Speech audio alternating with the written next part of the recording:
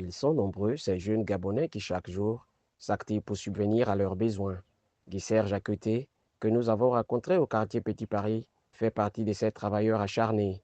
Aujourd'hui propriétaire de sa propre affaire, il revient sur son parcours. Ce métier, déjà au départ, j'ai eu d'abord vraiment l'envie de le faire parce que j'avais des oncles et des grands frères qui faisaient ce métier. Je pense que c'est les tout premiers techniciens des GSM au Gabon. Au fur et à mesure que j'ai été à côté d'eux, l'oncle dit bon écoute, tu viendras t'asseoir ici une fois et regarder ce que j'ai fait. Tu vois, c'est dans ça que je suis rentré à l'intérieur, je pense, 99. Lui, il a la porte gentille, donc moi, je suis resté pour gérer un peu l'atelier. Quand la clientèle est déjà habituée avec toi, quand le propriétaire n'est pas là, c'est pas vraiment ça la chose. Et ben après, on a fermé quoi.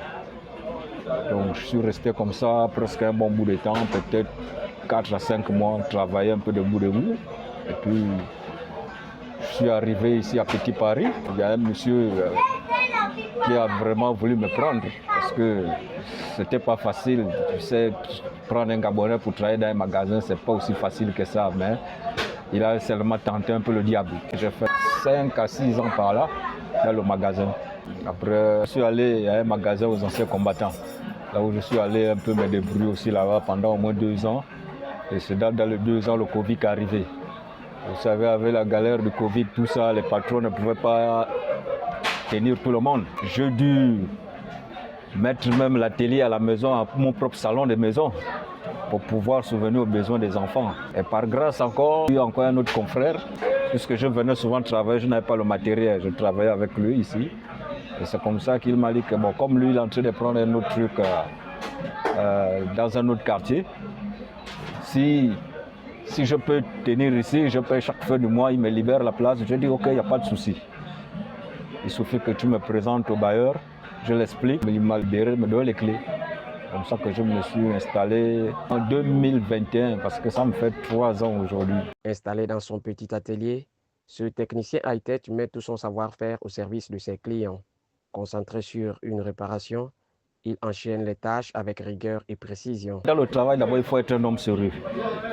C'est-à-dire, lorsque tu aimes ton boulot, il faut le faire sérieusement. Depuis que je suis dans ce boulot, je n'ai jamais eu de problème avec les clients. C'est-à-dire, ce que je peux, je fais. Ce que je ne peux pas, je lui dis direct que ça, ce n'est pas faisable.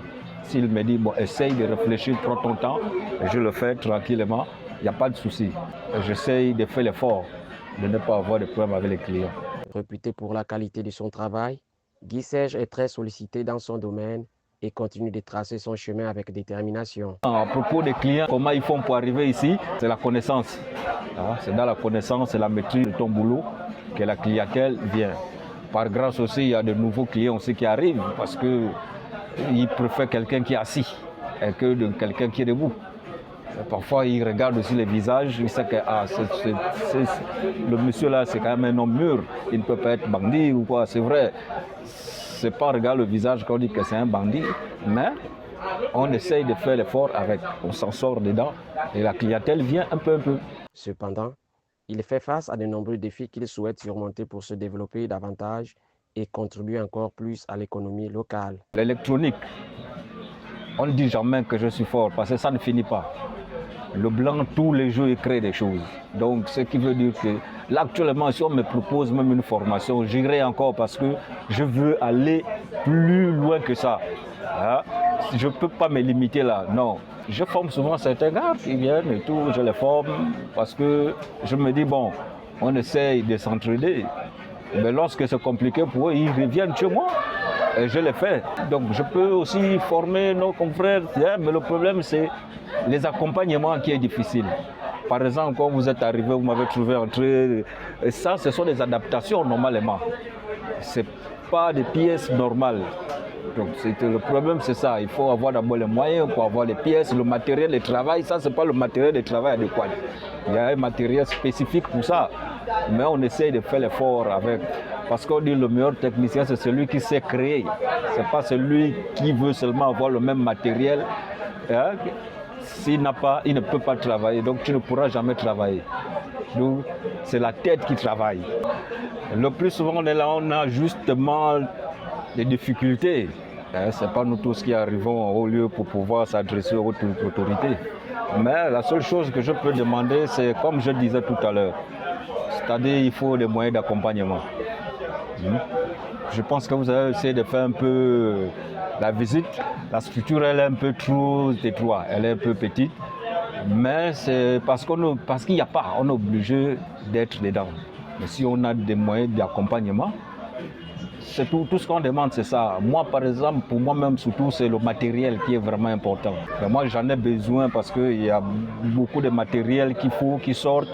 Mais au moins, le minimum, ça me fera plaisir. Comme lui, de nombreux travailleurs indépendants participent activement à la dynamique économique du pays. Avec des politiques de soutien et de valorisation adaptées, ils pourraient devenir des acteurs majeurs du développement et jouer un rôle clé dans la réduction du chômage.